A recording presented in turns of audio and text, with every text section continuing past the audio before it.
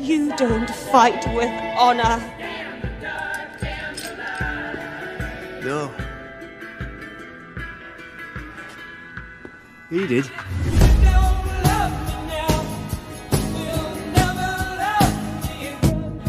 And here we have Bron, son of... You wouldn't know him. A dragon without its rider is a tragedy. A rider without their dragon is dead. Welcome to the Fourth Wing.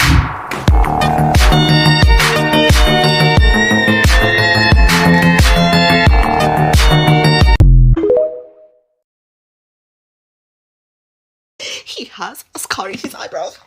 He has a scar on his left eyebrow. And you expect me and Violet, for that matter, to stay away from this man? You, Miss Author, you write, stay the hell away from Xaden Ryerson, and then have the audacity to write 2 pages later, he's the most exquisite man I've ever seen. And as if that's not enough to give us a whole 360, then you write even the diagonal scar that bisects his left eyebrow and marks the top corner of his cheek only makes him hotter. He has dips and swirls that start at his bare left wrist, then disappears under his black uniform to appear again at his collar, so you gave him tattoos too. And then you have the audacity to make this man a dark-haired man with, quote, wind-blown black hair and dark brows. He's tall also, forgot to mention that. The line of his jaw is strong and covered by warm, tawny skin and dark stubble. And when he folds his arms across his torso, the muscles in his chest and arms ripple, moving in a way that makes me swallow. And you want us to stay away from this man? Yeah, you're taking the piss, because ain't no way we're staying away from. This is for the girlies that grew up reading Divergent, Aragon, Red Queen, Shatter Me. This new adult fantasy romance follows 20-year-old Violet, who's sent to a war college by her mother, who's a general. Long story short, this war college is a game of survival and who can make it to graduation. Violet is more smaller and brittle than everyone else around her, but does that stop her from being the most baddest bitch this kingdom has ever seen? Absolutely fucking not. But living through this war college is not the only thing she has to survive. It's also the most ruthless guy this kingdom has ever seen, Xaden. This tall, dark-haired, arrogant, sexy man. Just the way Violet uses her wits to wrap him around her fucking finger. You think you know what's gonna happen? Some enemies to lovers type shit? You're fucking wrong. Cause there's no way I could have predicted that last sentence, even if you had 30 guns pointed at my head. This entire book is in Violet's POV. Made me realize that I really have no original thoughts because she thinks exactly like me. She is a woman written by a woman at its core. Outside of my hyperfixation for the romance, which is like this much compared to everything else that goes in the book, my favorite part are the dragons. The way that they are written and have personalities of their own. The way that they check and roast a Violet. I was LOLing. Xaden's middle name is basically self-control, and the way that fucking crumbles due to the mere sight of Violet. I would do a line off this man's stomach. I said it. Don't get me wrong, Xaden's only personality trait isn't being obsessed over Violet. He has a full personality, which I appreciated. And as I finished this book, not only was I shocked and about to break into the author's house for the manuscript of the sequel, but I realized how diverse and inclusive it is. And I look up the author, it's a white woman. Rebecca Yarros, count your fucking days. Never switching sides, only switching angles. Ooh, we go crazy like Rambo. What it is, ho, what's up? Every good girl needs a little thug. It's a white flag, and you may as well start waving it right now, The only Leslie. thing I will be waving is your decapitated head on a stick in front of your weeping mother.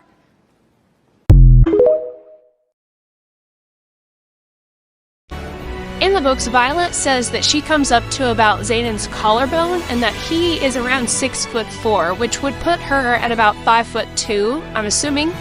On page 148, and Darna is described as being a few feet taller than Violet, which would put her at least a 1.5 feet taller than Xaden. Then we have Segale, who is a very large dragon, and then we have Tern, who is the second largest dragon in existence, aside from General Melgren's. I was going to put his dragon on here for a size comparison, but I literally could not make the canvas any bigger. This is the maximum amount, and it limited me to 4 layers, y'all.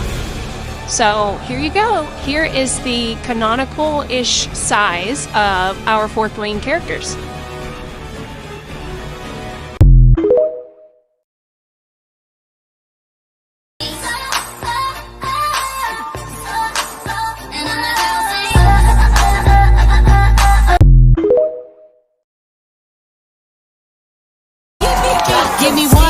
margarita, I'ma open my leg. Give me 2 margaritas, I'ma give you some head. Give me 3 margaritas, I'ma put it in my puss. Give me 4 margaritas, I'ma put it in my tush. Give me 5 margaritas, I'ma have some fun. Give me 5 margaritas, I'ma put it in your bun.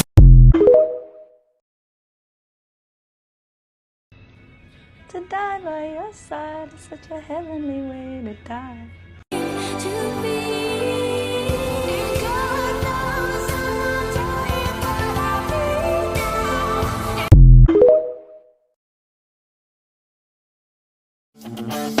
I'm just a girl. I'm just a girl in the world.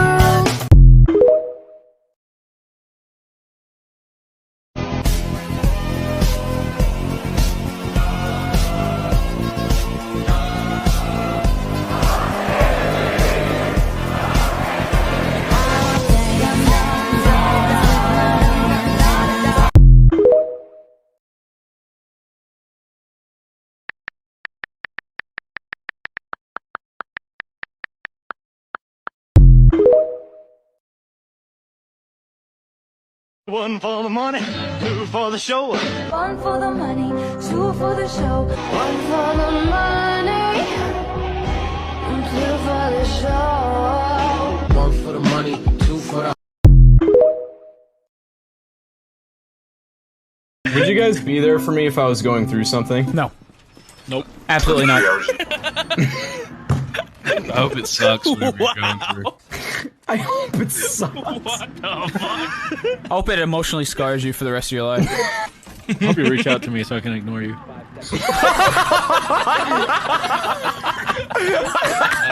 I can't wait to go to your funeral knowing that I could have changed that outcome.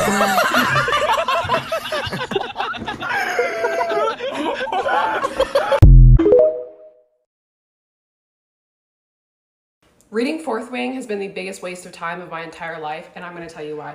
Yesterday I went to a state park to eat my lunch, so I sit down at a picnic table and I like to read while I eat, so I get out this book and I start reading.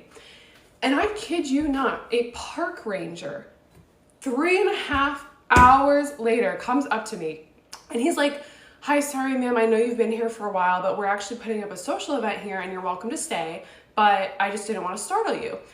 So I look around and I realize that while I've been sitting here, people have been literally erecting tents around me for this social event, and I had no idea because I have been sitting at this picnic table, getting a sunburn, getting sore for 3.5 hours while my brain has been attending a dragon riding school that I don't even know how to pronounce for 3.5 hours.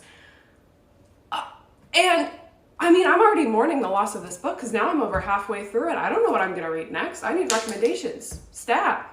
Oh my goodness.